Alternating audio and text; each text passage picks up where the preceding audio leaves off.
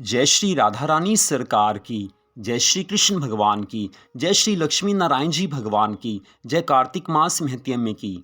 मंदिर शिव बंसी वाले महात्मा यूट्यूब चैनल की ओर से आज हम आपको कार्तिक मास महत्यम्य के 28वें अध्याय की कथा को सुनाने जा रहे हैं। इस कथा को सुनकर आपको आनंद तो आएगा, भक्ति भी बढ़ेगी, लेकिन कथा पूरी सुननी चाहिए और फ्री माइंड से सुननी चाहिए। ऐसा ना हो कि मन कहीं और हो और हम कथा भी सुन रहे हों। ऐसा करने से कथा का फल प्राप्त नहीं होता है। वैसे भी कथा सुनने के बारे में या कथा पढ़ने के बारे में एक नियम है कि जब आप कथा पढ़ रहे हो मन केवल कथा में ही होना चाहिए, या जब आप कथा सुन रहे हो मन केवल भगवान की कथा में ही होना चाहिए। मन एक समय में एक कार्य कर सकता है, दो कार्य नहीं कर सकता। तो कथा सुनेंगे तो आनंद आएगा, भगवान की कृपा मिलेगी। तभी कथा सुनने का फायदा है अगर श्रद्धा भावना से सुनी जाए।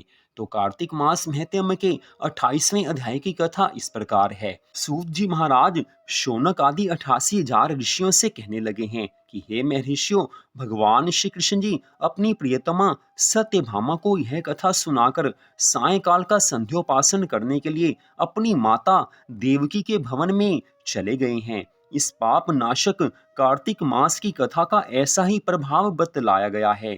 यह भगवान विष्णु को सदा ही प्रिय है तथा भोग और मोक्ष रूपी फल प्रदान करने वाला है। रात में भगवान विष्णु के समीप जागरण करना, प्रातःकाल स्नान के नियम का पालन करना, तुलसी की सेवा में पूरे कार्तिक मास में संलग्न रहना, उद्यापन करना और दीप दान देना, ये कार्तिक मास के 5 विशेष नियम हैं।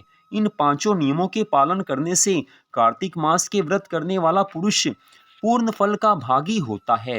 वह फल भोग और मोक्ष देने वाला बताया गया है। अर्थात कार्तिक मास में इन 5 नियमों का जो पालन करता है उसे जीवन में सभी तरह के सुख संपत्ति ऐश्वर्य आदि भोग प्राप्त होते हैं।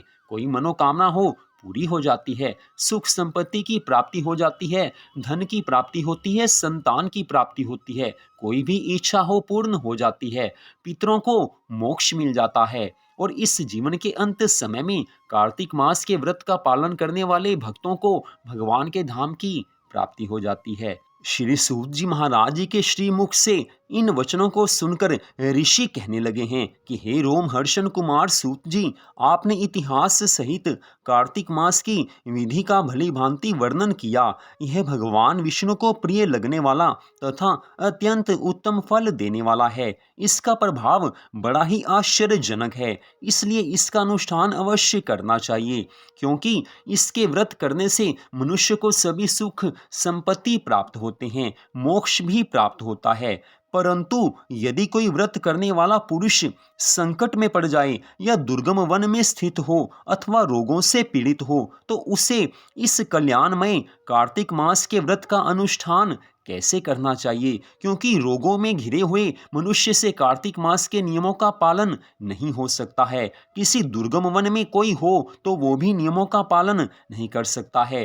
किसी संकट में अगर कोई मनुष्य फंस जाए तो भी वो कार्तिक मास के नियमों का पालन नहीं कर सकता है। तो इस कारण हमें आप बताएं कि ऐसे मनुष्य कार्तिक मास के नियमों का पालन कैसे कर सकते हैं। आज सब ऋषियों के इन वचनों को सुनकर श्री सूत जी महाराज कहने लगे हैं कि हे महर्षियों, ऐसे मनुष्य को भगवान विष्णु अथवा भगवान शिव के मंदिर में केवल जागरण करना चाहिए।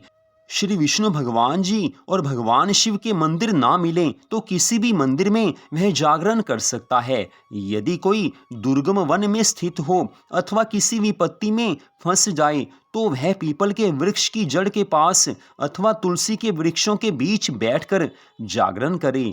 जो पुरुष भगवान विष्णु के समीप बैठकर श्री विष्णु भगवान के नाम तथा चरित्रों का गान करता है उसे सहस्त्र गौदान करने का फल मिल जाता है। बाजा बजाने वाले पुरुष वाजपेय यज्ञ के फल को प्राप्त कर लेते हैं और भगवान के पास नृत्य करने वाले पुरुष संपूर्ण तीर्थों में स्नान करने का फल प्राप्त कर लेते हैं। जो उक्त नियमों का पालन करने वाले मनुष्यों को धन देता है उसे यह सब पुण्य प्राप्त होता है। उक्त नियमों का पालन करने वाले पुरुषों के दर्शन और नाम सुनने से भी उनके पुण्य का 6वां अंश अपने आप प्राप्त हो जाता है। जो आपत्ति में फंस जाने के कारण कार्तिक मास में स्नान के लिए जल नहीं पा सके अथवा रोगी होने के कारण स्नान नहीं कर सके, तो वह भगवान विष्णु का नाम लेकर केवल मार्जन मात्र कर ले, तब भी उससे स्नान करने का पुण्य फल मिल जाएगा। हाथ में जल के कुछ छींटे लेकर भगवान का नाम लेकर अपने सिर के ऊपर छिड़क दे, तो भी उससे कार्तिक स्नान का फल मिल जाएगा। जो मनुष्य कार्तिक व्रत के पालन में प्रवृत्त होकर भी उसका उद्यापन करने में समर्थ नहीं हो, तो उसे चाहिए कि वह अपने व्रत की पूर्ति के लिए यथाशक्ति ब्राह्मणों को भोजन कराए। ब्राह्मण इस पृथ्वी पर अव्यक्त रूप से श्री विष्णु भगवान जी के व्यक्त स्वरूप हैं। उनके संतुष्ट होने पर भगवान संतुष्ट हो जाते हैं, इसमें तनिक भी संदेह नहीं है। जो स्वयं दीप दान करने में असमर्थ हो, वे दूसरों का दीप जलाए अथवा हवा आदि से उन दीपों की यत्नपूर्वक रक्षा करे।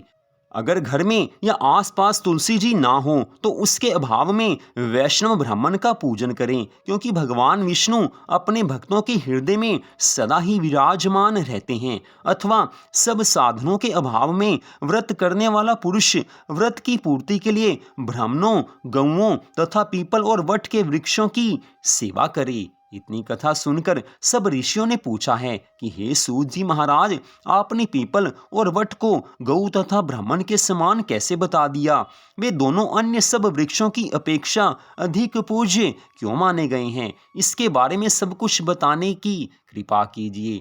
आज सब ऋषियों के इन मधुर वचनों को सुनकर श्री सूत जी महाराज कहने लगे हैं कि हे महर्षियों, पीपल के रूप में साक्षात भगवान विष्णु ही विराजमान होते हैं। इसी प्रकार वट भगवान शिव का और पलाश ब्रह्मा जी का स्वरूप है। इन तीनों का दर्शन, पूजन और सेवन पापों का नाश करने वाला बताया गया है। दुख, आपत्ति, व्याधि और दुष्टों के नाश में भी उसको कारण बताया गया है। इस कारण इन तीनों वृक्षों की पूजा भी अवश्य करनी चाहिए। तो इस तरह से श्री सूत जी महाराज जी ने शौनक आदि सभी ऋषियों से कार्तिक मास की महिमा को बताया है। इसको आसान शब्दों में आप इस तरह से समझ सकते हैं कि कार्तिक मास में मान लीजिए कोई अपने घर से काफ़ी दूर हो, वो कार्तिक मास के सब नियमों का पालन नहीं कर सकता है, या कोई बीमार है तो भी वो सब नियमों का पालन नहीं कर सकता, या कोई विपत्ति में फंसा हुआ है। कई बार घर परिवार में ऐसे संकट आ जाते हैं कि मनुष्य का मन तो कार्तिक मास के व्रत करने का होता है, लेकिन उस संकट के कारण वो किसी भी तरह से व्रत के नियम का पालन नहीं कर सकता है। ऐसी कई दुविधाएं, ऐसी कई विपत्तियां, कई तरह की विपत्तियां ऐसे किसी के भी जीवन में आ सकती हैं, चाहे आज आए चाहे कुछ वर्षों बाद आए, ऐसा किसी के साथ भी हो सकता है। तो उसी के बारे में श्री सूत जी महाराज जी से सब ऋषियों ने पूछा था। तो हमारे हिंदू धर्म ग्रंथों में स्पष्ट बताया गया है कि कार्तिक मास के व्रत के पालन में अगर कोई पूरी तरह से सब नियमों का पालन ना भी कर सके, किसी मजबूरी में, किसी संकट से घिर जाने पर अगर वो कार्तिक मास के व्रत के नियमों का पालन नहीं कर सकता, अगर वो नहीं नहा सकता, तो केवल जल के कुछ छींटे अपने सिर के ऊपर डाल ले। भगवान के नाम का स्मरण करते हुए जल के कुछ छींटे अगर आप अपने सिर पर डालेंगे, गंगा माँ को स्मरण करेंगे, तो विशेष रूप से इसके बारे में यही बताया गया है कि आपको कार्तिक मास के स्नान का फल मिलेगा और गंगा स्नान का फल मिलेगा।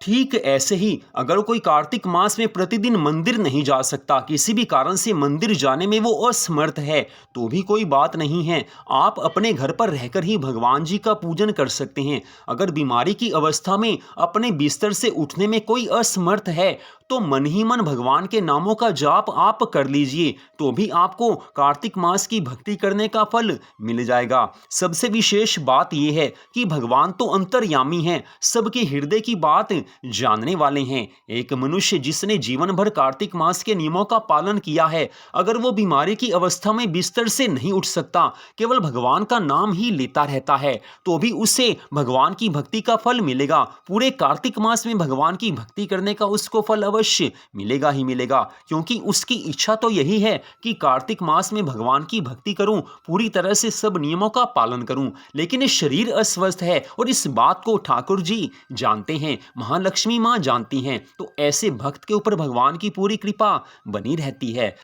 अब यहाँ पर सबसे विशेष बात आगे आती है कि कार्तिक मास में किसी ने भक्ति की है, सब नियमों का पालन भी किया है, अपनी ओर से सब नियमों का पालन किसी ने कर लिया है, लेकिन जो शास्त्र में कार्तिक मास के उद्यापन की विधि बताई गई है, व्रत उद्यापन की विधि बताई गई है, वो तो काफ़ी कठिन है और आज के समय में उस संपूर्ण विधि को कोई पूर्ण कर ही नहीं सकता है। पूरी तरह से सब नियमों का पालन नहीं हो सकता है। आजकल खर्चा भी ज़्यादा होता है और विद्वान ब्राह्मण भी नहीं मिलते हैं। तो ऐसी अवस्था में कार्तिक मास के व्रत का उद्यापन कैसे किया जाए?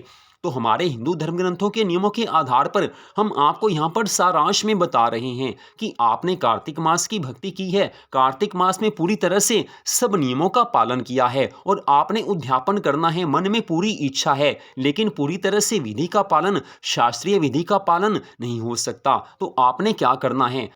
कार्तिक मास के व्रत का उद्यापन पूर्णिमा तिथि को ही अधिकांश में किया जाता है। तो उस दिन इस तरह से आप कर सकते हैं, आप अपने घर में पूड़ी और सब्जी बना लीजिए या आप रोटी और सब्जी भी बना सकते हैं, साथ में आप खीर बना लीजिए और साथ में कुछ फल आप बाजार से लेकर आ जाइए। ये 4 चीज़ें हो गई, पूड़ी, सब्जी, खीर और फल, और साथ में कुछ दक्षिणा अर्थात कुछ धन आपने अपने पास रखना है।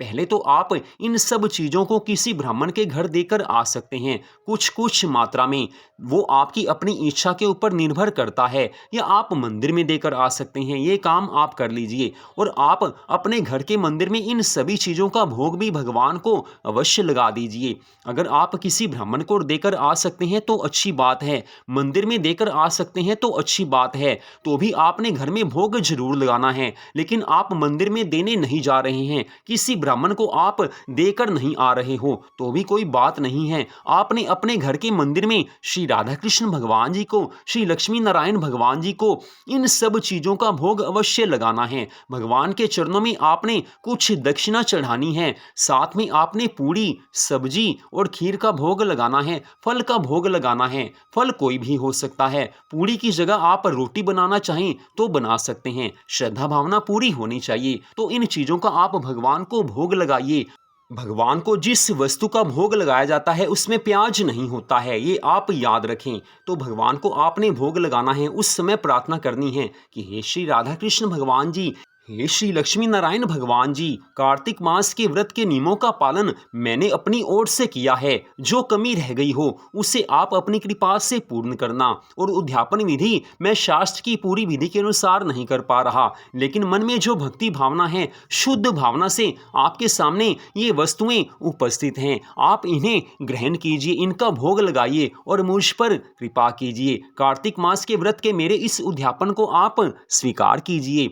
मन की शुद्ध भावना से अपने शब्दों में इन बातों को आप भगवान के सामने रखें। मन की भावना को भगवान समझते हैं, आपके दिल में प्रेम है, आपके प्रेम भाव को भगवान समझ लेंगे और भगवान उन वस्तुओं का भोग अवश्य लगाएंगे।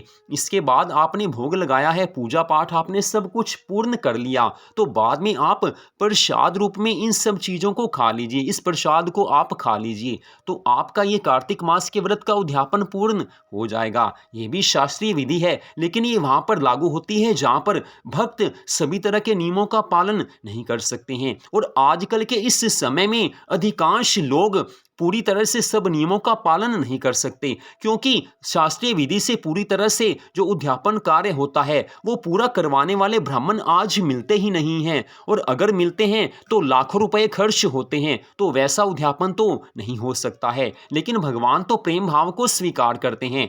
उदाहरण आपके सामने हम यहाँ पर दे रहे हैं।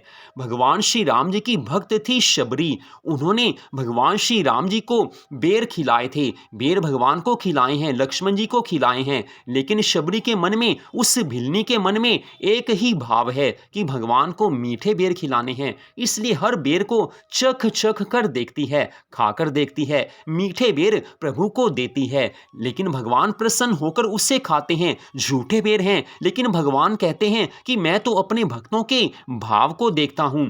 तो भगवान श्री राम ने उस भिलने की भावना को देखा है और बेर को बड़े प्रसन्नचित्त से खाया है। तो भगवान तो ऐसे दयालु हैं।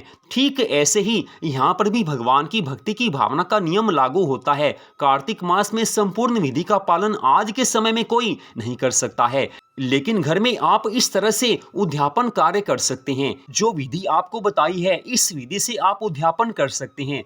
लेकिन मान लीजिए कोई ये सब कुछ भी नहीं कर सकता है, क्योंकि किसी की और ज़्यादा मजबूरी हो सकती है, तो उसे चाहिए कि वो दूध और फल का भगवान को भोग अवश्य लगाए। दूध और फल का भोग लगाने से भी आप कार्तिक मास के व्रत का उद्यापन कर सकते हैं, लेकिन ऐसा विशेष रूप से मजबूरी की दशा में ही होता है। तो जैसा आप चाहें वैसा आप कर सकते हैं। भगवान तो आपकी भावना को देखते हैं। भावना अच्छी है तो भगवान आपकी छोटी सी चीज को भी बड़ी चीज मान लेते हैं, उसे स्वीकार करते हैं।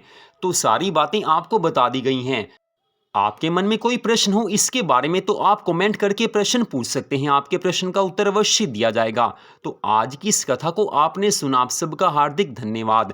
भगवान श्री राधा कृष्ण जी की अनंत कृपा सदा आप सब पर, आपके परिवार पर बनी रहे, इसी मंगल कामना के साथ जय श्री राधा रानी सरकार की, जय श्री कृष्ण भगवान की, जय श्री लक्ष्मी नारायण जी भगवान की, जय तुलसी माता की, जय सदगुरुदेव श्री बंसी वाले महाराज की, जय कार्तिक मास महत्यम्य की। जय जय श्री राधे, जय जय श्री राधे, जय जय श्री राधे श्याम।